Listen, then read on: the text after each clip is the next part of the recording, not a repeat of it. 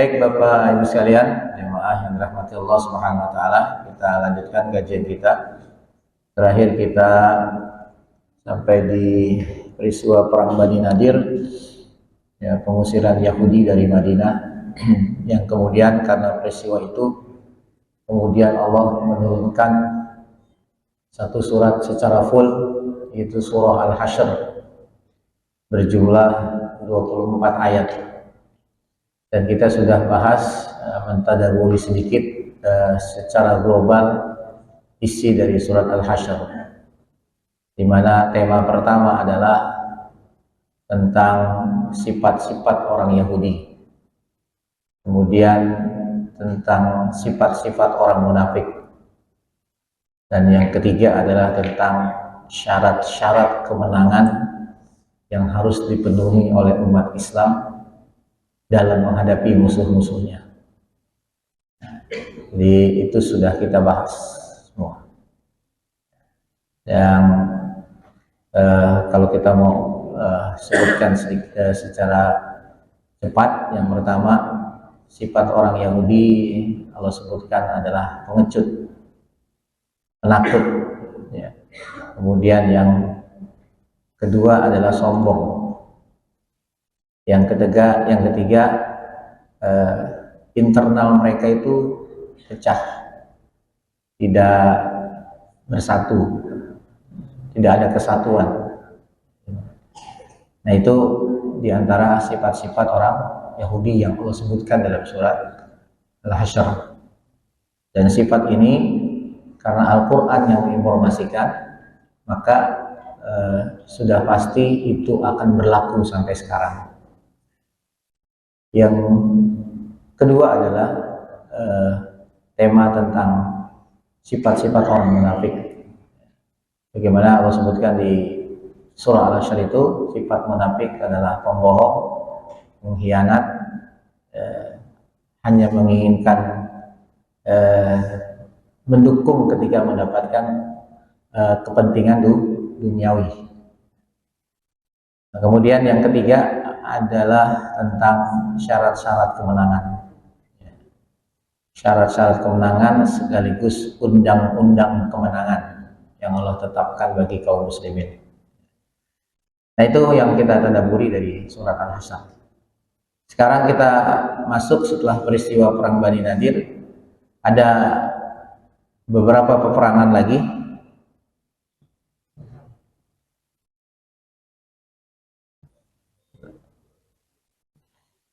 Yaitu setelah perang Bani Nadir ada perang Najd namanya, ya, di mana Rasulullah mengirim sepasukan tentara pada bulan Rabiul Awal, ya, untuk mengejar orang-orang Badui yang senantiasa membuat kekacauan. Kemudian, nah ini perang Badar Kubro, ini perang tantangan dari orang-orang kafir Quraisy di perang Uhud. Jadi ketika perang Uhud selesai, sebelum orang-orang kafir Quraisy dengan pimpinan tertingginya ketika itu Abu Sufyan meninggalkan Uhud, Abu Sufyan mengatakan, kami tunggu kalian tahun depan di Badar. Kami tunggu kalian tahun depan di Badar. Maka kemudian dijawab oleh Umar bin Khattab, baik, kami ladeni tantangan kalian tahun besok di Badar. Maka kemudian 1 tahun kemudian, ya, Uhud itu bulan Syawal tahun 3 Hijriah. Maka di bulan Sya'ban tahun 4 Hijriah, ya, tantangan ini dipenuhi oleh kaum muslimin. Tapi sayang, kaum muslimin sudah sampai di Badar, menunggu kedatangan kaum musyrikin. Tapi ternyata kaum musyrikin tidak datang, tidak hadir. Jadi mereka yang nantang, mereka yang nggak datang. Apa alasannya? Pertama, ketika itu di Mekah dan sekitarnya sedang menghadapi masa panen, ya, masa panen. Maka mereka berpikir, ngapain mereka pergi jauh-jauh meladeni menghadapi tantangan kaum muslimin berperang lagi di Badar, ya, sementara sebentar lagi mereka ingin panen, suasananya, kondisi cuacanya panas. Nah ini pertama yang membuat mereka tidak memenuhi tantangannya sendiri. Yang kedua, jumlah mereka ketika itu 2000 pasukan. 2000 pasukan sudah siap berangkat. Nah, sementara mereka mendapatkan informasi ternyata jumlah kaum muslimin 1.500 pasukan. Mereka berpikir di Badar saja mereka 1.000, kaum muslimin 300, mereka kalah. Di Uhud saja mereka 3.000 pasukan, kaum muslimin 700, mereka tidak bisa menguasai kaum muslimin. Nah sekarang mereka 2.000, mereka 1.400 kaum muslimin, kita cuma 2.000. Wah ini mah alamat kalah. Akhirnya mereka menggagalkan tantangan mereka sendiri. Untuk tidak malu, Abu Sufyan mengungkapkan kepada para pasukannya, adalah kondisi panas begini, nggak usah berangkat. Dengan kita siap-siap memasuki masa panen, ya, untuk menghilangkan ketakutannya. Gitu. Nah sehingga perang ini tidak terjadi. Sementara kaum muslimin sudah sampai di Badar. Maka dalam sirah disebut perang ini adalah perang Badar kedua. Kemudian kita masuk pada perang Daumatul Jandal. Jadi lagi-lagi perang lagi. Seperti itu. Nah, di awal saya sudah sampaikan, selama Rasulullah 10 tahun hidup di Madinah sampai beliau wafat, ada 74 kali peperangan. Ya, baik yang diikuti Rasulullah maupun yang tidak dipimpin langsung oleh Rasulullah. 27 dipimpin langsung oleh Rasulullah, kemudian 47 dipimpin oleh para sahabat secara bergantian. Ya, berarti kalau kita rata-rata 10 tahun, ya 74 dibagi 10, berarti hampir 8 kali dalam setahun kaum muslimin berperang. Ya. Hidup di medan peperangan. Ya, karena betullah kata Nabi SAW, sesungguhnya wa zirmatu syanami, ya, jadi mahkotanya Islam itu adalah jihad. Jadi mahkotanya Islam adalah berjihad di jalan Allah. Ya. Nah ini perang Daumatul Jandal. Ini perang yang langsung dipimpin oleh Nabi SAW. Lagi-lagi untuk memberikan pelajaran kepada para pengacau, orang-orang Arab Badui. 1.000 pasukan Rasulullah berangkat meninggalkan Madinah, dan di Madinah diangkatlah sahabat Sibak bin Urfutah Al-Ghifari. Nah, tetapi begitu sampai di lokasi, ternyata orang-orang Arab Badui sudah tidak ada. Dan Rasulullah kembali lagi ke Madinah. Nah, kemudian kita masuk perang besar. Itu namanya perang Ahzab. Ghazwatul Ahzab. Atau perang apa Pak? Nama lain perang Ahzab. Perang Khandaq. Perang Khandaq. Dinamakan perang Ahzab karena pasukan musuh berkoalisi untuk menghancurkan kaum muslimin. Ahzab bentuk jama dari Hizbun. Hizbun Ahzab, ya, artinya adalah koalisi, kumpulan golongan-golongan, bergabungnya golongan-golongan, itu namanya Ahzab. Maka salah satu surat dinamakan dengan surat Ahzab karena di dalamnya diantaranya banyak bercerita tentang perang ini. Kemudian perang ini dinamakan dengan perang Khandaq karena strategi yang dipakai Rasulullah adalah bertahan dengan cara menggali parit atas usulan sahabat Salman Al-Farisi. Nah, perang ini terjadi di bulan Syawal tahun 5 Hijriah. Kaum muslimin baru selesai Idul Fitri, ya, kemudian mendapat informasi pasukan sekutu sebelumnya sudah datang, ya, sudah berangkat dari masing-masing dari tempat mereka. Ada yang berangkat dari Mekah, nanti suku Gotopan dari kampungnya, kemudian suku yang lain Fazarah, Sulaim dan sebagainya, itu semuanya berangkat menuju Madinah dengan jumlah pasukan totalnya adalah 10.000. Ini jumlah pasukan terbesar dalam sejarah peperangan bangsa Arab. Ketika mereka mampu menghimpun 10.000 pasukan. Tidak dari satu suku, tapi dari beberapa suku. Kenapa perang ini terjadi? Perang ini terjadi pertama karena provokasi dari orang-orang Yahudi Bani Nadir yang di bahasan kita diusir oleh Rasulullah. Mereka ngungsi ke Khaybar, lalu kemudian mereka dendam luar biasa. Tapi untuk menghadapi sendiri kaum muslimin mereka nggak bisa. Bagaimana caranya? Kalau begitu kita provokasi Quraisy, kita provokasi suku Fazarah, kita provokasi suku Sulaim, kita provokasi suku Gotopan, agar mereka mau sama-sama memerangi kaum muslimin. Maka akhirnya berangkatlah tokoh-tokoh Yahudi Bani Nadir ke suku-suku tadi, ke suku Sulaim. Suku Sulaim mengiyakan, oke.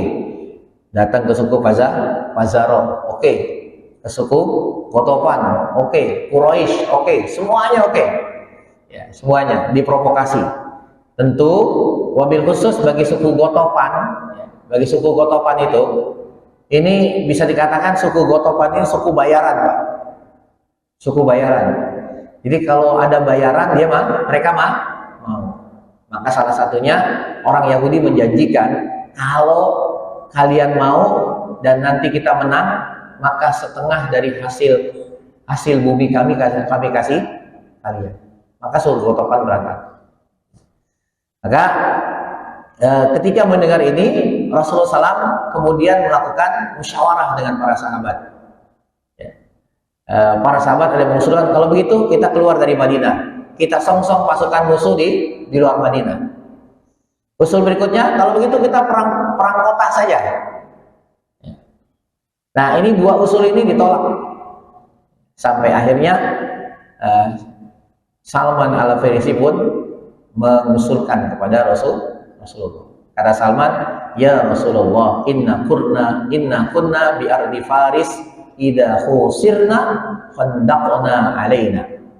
Ya Rasul, kami orang-orang Persia, kalau kami dikepung kalau kami diserang musuh, maka hal yang kami lakukan adalah bertahan dengan cara menggali parit untuk melindungi kami.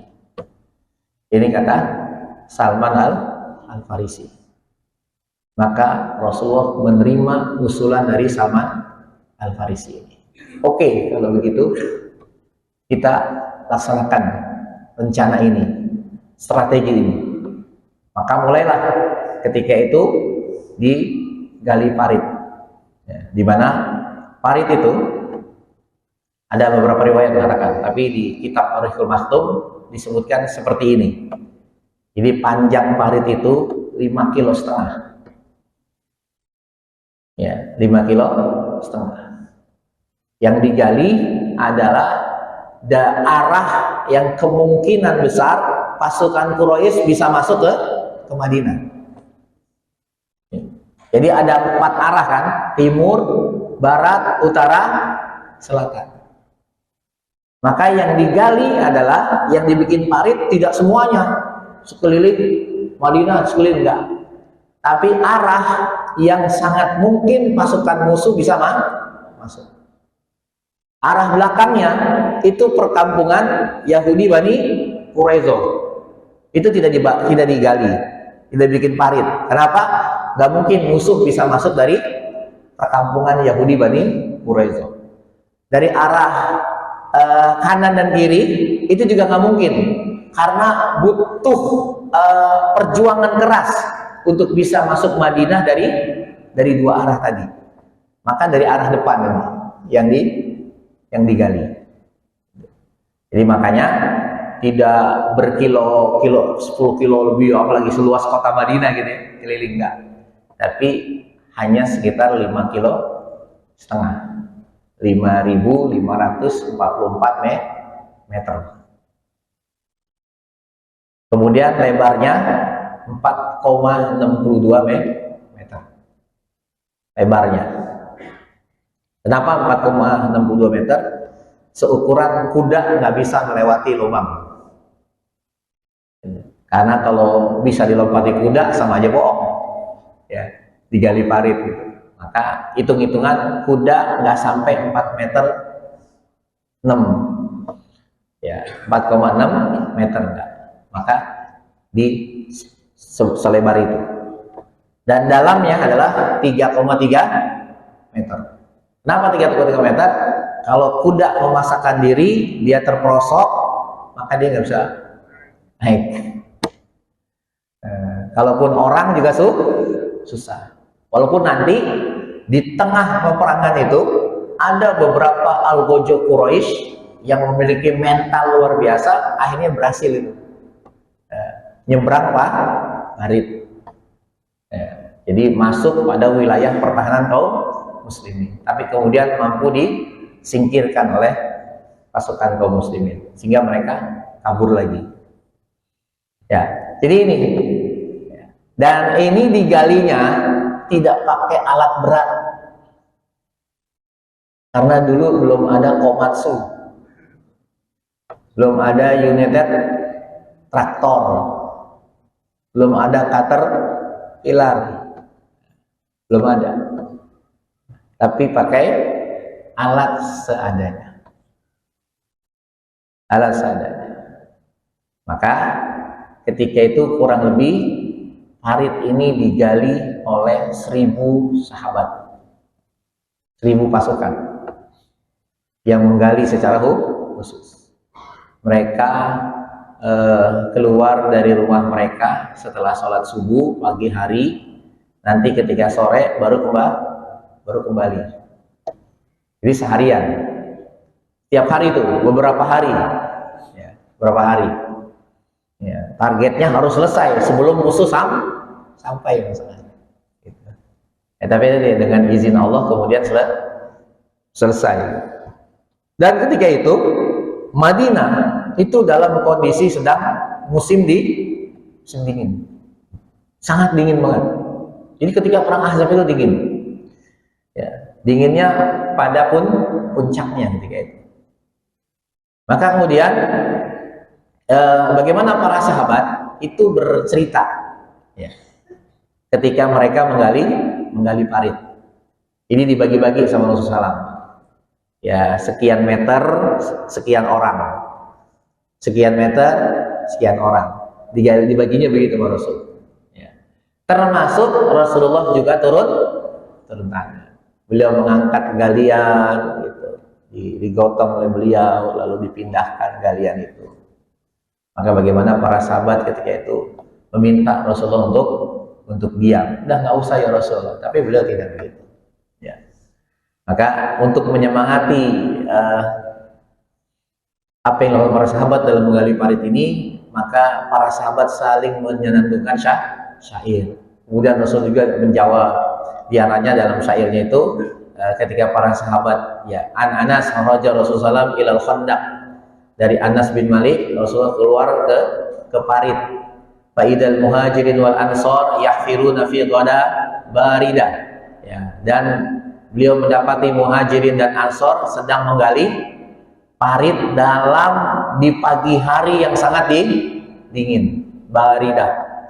Ya. Falam yakun lahum abidun ya'maluna dzalika lahum. Ya. Jadi nggak ada tuh di antara mereka yang menganggur gitu. Diam saja. Falamma ra'a ma bihim minan nasab wal ju' qol. Maka ketika beliau sudah melihat kondisi para sahabat itu sudah mulai capek, mulai lapar gitu. Ya, maka beliau kemudian berkata, Allahumma innal aishul akhirah. Ya Allah, sesungguhnya kehidupan sesungguhnya itu adalah kehidupan akhirat. Terus ya, jadi Rasul mengingatkan kehidupan sesungguhnya kehidupan di akhirat. Karena dunia hanya sementara. Ini Rasul ini menguatkan para sahabat. Ya, jadi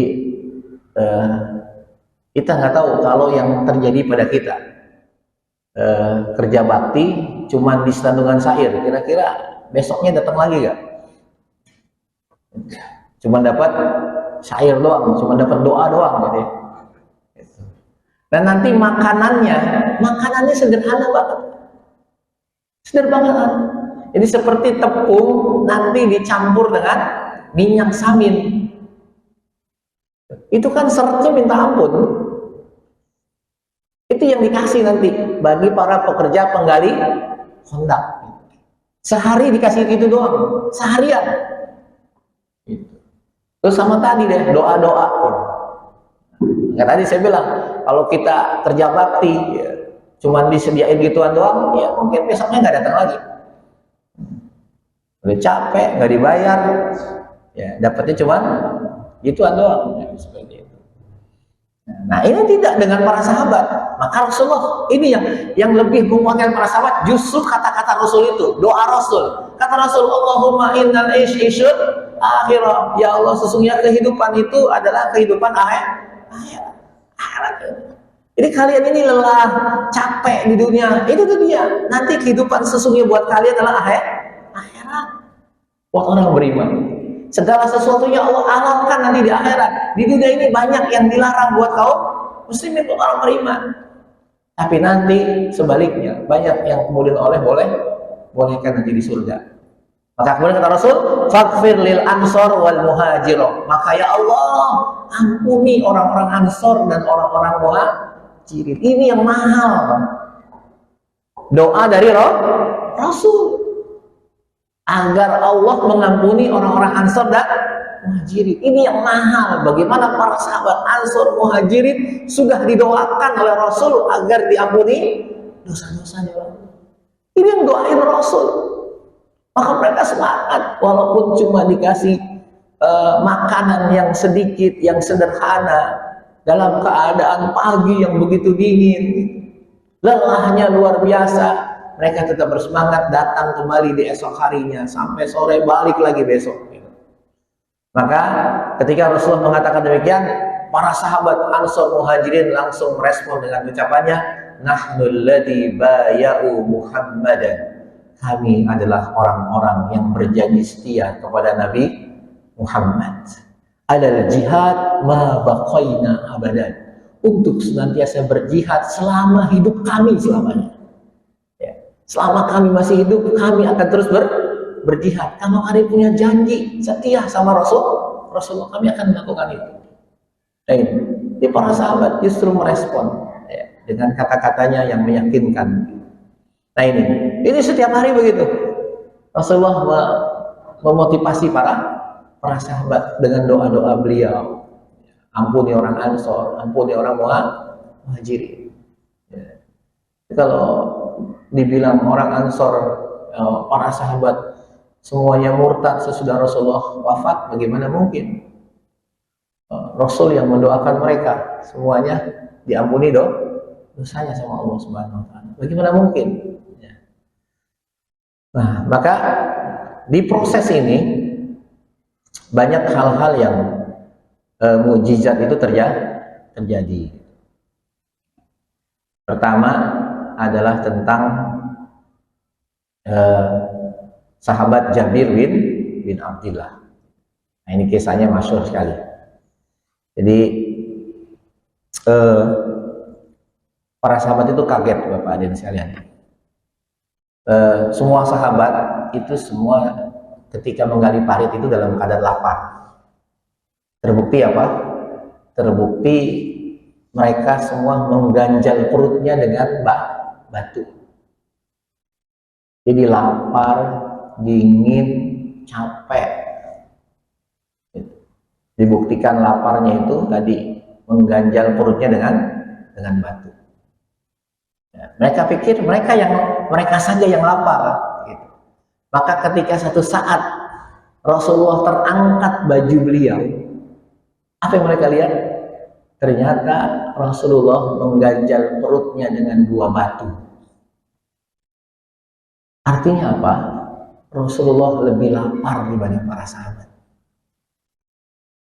Maka terkait dengan ayat-ayat perang Ahzab itu di awal surat Ahzab, maka terseliplah ayat yang sangat masyhur yang selalu dipajang saat kita memperingati Maulid Nabi Muhammad sallallahu alaihi wasallam. Apa ayat itu? Laqad kana lakum fi Rasulillahi uswatun hasanah. Kenapa ayat itu terselip di ayat-ayat perang Ahzab? Sebelumnya bicara perang Ahzab, sesudahnya bicara perang Ahzab. Tapi di tengah-tengah itu ada ayat tentang ini. Sungguh telah ada pada diri Rasulullah suri toladan yang baik. Kenapa? Karena jelas sekali salah satu keteladanan Rasulullah itu terlihat di perang Ahzab. Saat para sahabat lapar, mereka menggali parit, capek, Rasul juga ikut terjun di dalamnya. Dan Rasulullah juga orang yang paling lapar dibanding para sahabat. Beliau jadi teladan. Jadi beliau dulu yang lapar, baru nanti yang kenyang beliau yang belakangan. Dan ini terbukti pada saat Jabir bin Abdullah melihat kondisi Rasulullah juga capek, kondisi Rasulullah lapar. Maka kemudian Jabir pulang ke rumahnya, dia bilang sama istrinya, wahai istriku, kita punya apa di rumah? Kita punya seekor kambing yang kecil, itu sudah potong, masak. Saya ingin panggil Rasulullah, undang Rasulullah untuk makan di rumah kita. Maka kemudian sementara istrinya menyiapkan masakannya, kemudian Jabir menuju ke Khandaq dan menemui Rasulullah Shallallahu Alaihi Wasallam. Lalu beliau berbisik, Jabir berbisik, ya Rasulullah, nanti makan di rumah ya. Aku mengundangmu makan di rumah. Jadi Jabir pelan-pelan, jangan sampai yang lain dengar. Tapi Rasulullah ketika Jabir ngomong itu, beliau langsung berkata, kita diundang makan oleh Jabir. Jabir, waduh, masakan cuma cukup buat bertiga, buat dia, istrinya dan Rasulullah. Tapi Rasulullah justru mengumumkan kita diundang makan oleh Jabir. Wah, para sahabat seneng, lagi lapar-laparnya Pak. Nggak ketemu sop kambing gitu itu. Ya, makannya tiap hari cuma dikasihnya cuma tepung dan minyak. Maka akhirnya ketika waktu makan tiba, datanglah para sahabat, kurang lebih 1000 sahabat ke rumah Jabir. Kira-kira gimana itu ya? Kambingnya cuma kambing kecil lagi gitu ya. Cukup buat tadi ya. Nah, beda kalau kita, walaupun kambing kecil bisa cukup buat kita 10-20 orang ya gitu. Kalau orang Arab kan beda ya. Nah, Nabi aja makannya paha ada. Doyan beliau makan paha kambing ya gitu. Maka akhirnya Rasulullah sampai di rumah Jabir. Jabir tuh kebingungan sama istri, gini gimana ini gitu. 1000 orang datang. Gitu. Maka kata udah tenang, kata Rasul, tenang aja. Gitu. Maka sama Rasul bergilir masuknya 10. Rasul yang ngelayanin tuh. Rasul yang ngelayanin. Udah makan, keluar, masuk lagi 10. Sampai 1000 orang. Makanannya bukannya habis, malah masih utuh. Jadi yang dimasak Jabir masih utuh. Itu makannya dari mana itu? Itu namanya mukjizat. Mukjizat nggak bisa dipelajari. Mau belajar mukjizat. Jadi mukjizat hanyalah dengan seizin Allah. Nah ini buktinya. Jadi ini mukjizat pertama yang muncul saat proses penggalian parit. Jadi makanan yang cukup hanya untuk berapa orang tapi ternyata bisa tercukupi bahkan lebih untuk 1.000 orang. Semuanya kenyang, senang, ya seperti itu. Kemudian juga ada saudari perempuan dari sahabat Nu'man bin Bashir. Ketika di satu saat sedang penggalian, dia datang tuh bawa korma, ya kormanya segenggam ginilah, gitu. Dia menuju ke parit, maksudnya dia anterin korma itu buat ayahnya yang ikut menggali parit. Tapi kemudian dia lewat di depan Rasulullah. Kata Rasulullah, bawa apa kamu? Mau apa? Bawa korma ya Rasul. Saya pengen anterin buat ayah saya. Sini. Kata Rasul. Rasul diambil, kemudian dibuka. Kemudian Rasul perintahkan para sahabat, ayo semua ke sini. Wah, ngambil, kemakan tuh 1.000. Korma cuman segini. Korma cuman segini. Mencukupi 1.000 orang. Sampai saudarinya Nu'man itu bengong gitu. Itu korma cuman berapa biji gitu ya. Tapi bisa mencukupi ribuan orang. Lagi-lagi mukjizat. Ini mukjizat. Hanya Rasulullah yang diberikan oleh Allah Subhanahu wa taala. Kemudian yang ketiga, nah ini yang sangat memberikan masa depan cerah buat kaum muslimin saat para sahabat menggali di sebuah tempat dari parit itu, ternyata mereka dihalangi oleh sebuah batu besar, ya. Dan batu besar ini sulit untuk dipecahkan. Udah berapa kali usaha dipukul nggak pecah, sampai akhirnya mereka mengadu kepada Rasulullah Shallallahu Alaihi Wasallam. Ini kalau di kita ini udah dianggap batu keramat nih Pak. Wah ini jangan macam-macam nih, didiemin aja gitu. Tapi para sahabat ngadu ke Rasul. Kemudian Rasul datang dan Rasulullah yang memecahkan batu itu sendiri. Ya. 3 kali pukulan Rasulullah mengangkat alatnya dan mengatakan Bismillahi Allahu Akbar. Begitu beliau selesai memukulkan ke arah batu itu, kemudian terpancarlah cahaya. Kemudian Rasul mengatakan, aku melihat istana Persia. Gitu. Kemudian Rasul mengangkat untuk yang kedua kali dengan ucapan yang sama. Kemudian beliau mengatakan lagi, aku melihat istana Romawi. Sampai yang ketiga kalinya beliau mengucapkan, aku melihat istana Hiro, Yaman. Ya. Jadi artinya kata Rasul, Allah membukakan untuk umatku kelak 3 tempat ini.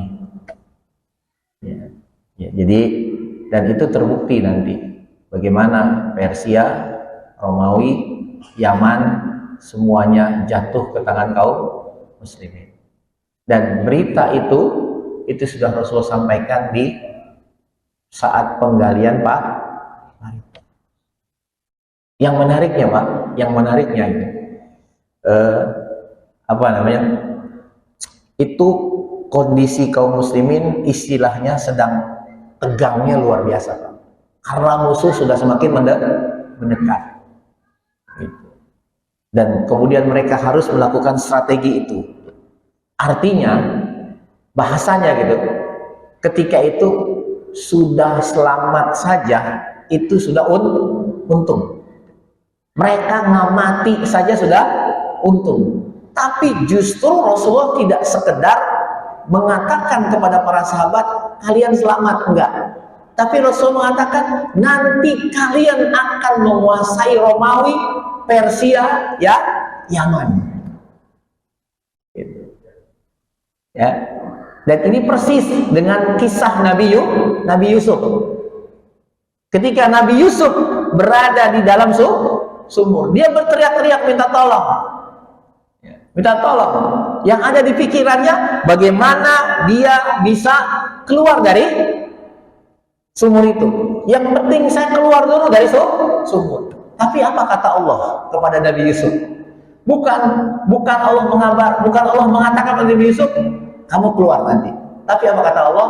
Nanti latunabbi'annahum, kamu nanti satu saat akan mengabarkan kepada orang-orang yang telah memasukkanmu ke dalam sumur, di mana mereka tidak sadar kalau itu adalah kamu. Artinya apa? Allah tidak mengatakan tadi kamu akan keluar, tapi Allah justru memberitahukan kejadian besar yang nanti akan terjadi. Tidak sekedar menyelamatkan Nabi Yusuf, tapi nanti bagaimana Nabi Yusuf akan mengungkap kejahatan mereka. Jadi kalau pikiran Nabi Yusuf, yang penting selamat, keluar dari sumur. Tapi justru Allah lebih jauh lagi. Allah mengatakan tadi, nanti kamu akan mengabarkan kepada orang-orang yang telah memasukkanmu ke dalam sumur, sementara mereka tidak sadar kalau itu dan itu terjadi. Kurang lebih berapa tahun? 40 tahun, Pak.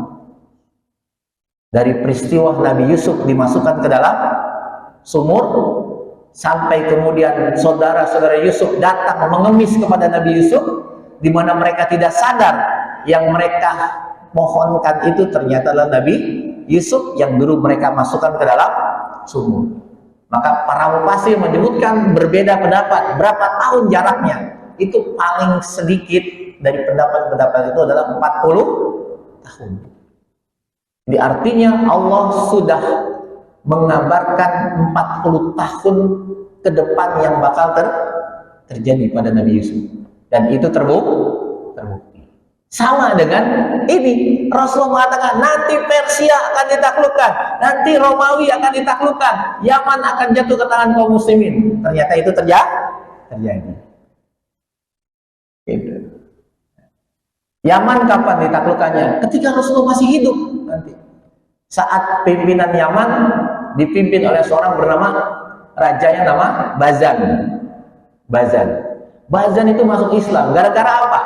Gara-gara dia dapat cerita dari pasukan yang dia kirim ke dua pasukan khusus yang dia kirim ke Madinah untuk menangkap dan membawa Rasulullah kepada Kaisar Persia. Karena Kaisar Persia ketika itu marah. Nih pengembala kambing bangsa yang terbelakang berani-berani ngirim surat ke saya. Berani-berani meletakkan namanya terlebih dahulu di sebelum nama saya. Kan surat Rasulullah min Muhammadin ya, ila Kisra Paris. Dari Muhammad kepada Kaisar Persia. Wah, itu marah banget. Baru baca itu aja udah marah karena sombong banget. Ini berani-beraninya orang menyebut namanya dulu baru nama saya. Itu baru begitu aja udah ini nggak terima aja. Maka langsung disobek gitu kan. Surat Rasulullah disobek. Maka sama utusan yang dikirim Rasul dikasih kabar tentang perlakuan Kaisar Persia tadi. Apa kata Rasul? Mazzaqahullah kama mazzaqa risalati.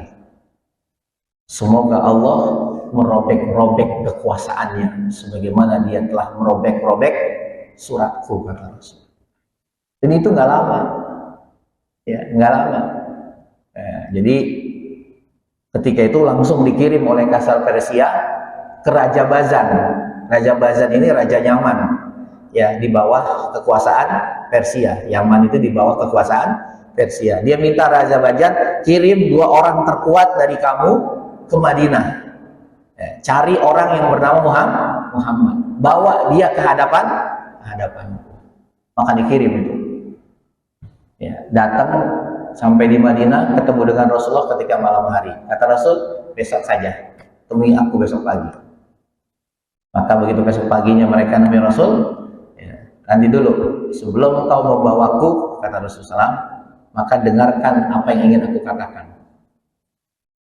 Kata Rasul, bagaimana kalau menurut kalian orang yang memerintah kalian untuk menangkapku saat ini sudah mati?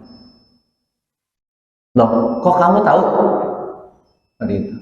Tuhanku yang masih tahu, kata Rasulullah.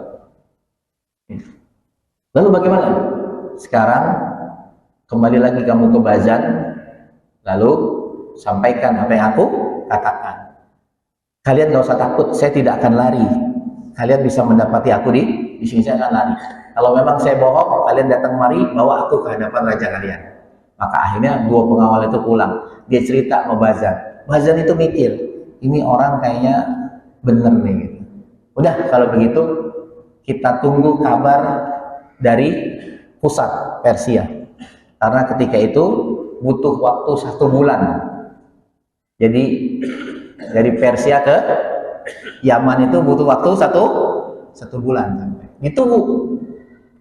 Ternyata betul 1 bulan kemudian datang surat. Siapa? Surat itu dari mana? Dari Raja Baru. Katakan, hai Bazan, itu sekarang yang menjadi penguasa adalah aku. Siapa penguasa barunya? Anaknya raja yang merobek surat Rasulullah. Jadi artinya raja yang merobek surat Rasul itu dikudeta oleh anaknya sendiri, dibunuh oleh anaknya sendiri. Dan begitu dihitung-hitung persis dengan yang Rasulullah ucapkan malam itu, ya, di pagi hari Rasul mengatakan semalam rajamu mati, itu. Dan persis ternyata betul. Akhirnya Bazan pun masuk Islam. Jadi Rasulullah masih hidup, Yaman sudah ditaklukkan oleh kaum muslimin. Nah, Persia, Romawi baru di masa Umar bin Khattab ditaklukkan. Ya maaf, Persia itu di masa Umar, Palestina yang dikuasai oleh Romawi juga di masa Umar. Tapi pusatnya Romawi, Konstantinopel nanti di masa Muhammad Al-Fatih. Baik, udah masuk Isya. Insyaallah kita lanjutkan di pertemuan berikutnya. Wallahu a'lam bishawab. Kita tutup dengan doa kafaratul majlis. Subhanakallahumma bihamdik, asyhadu an la ilaha illa anta, astaghfiruka wa atubu ilaik. Assalamualaikum warahmatullahi wabarakatuh.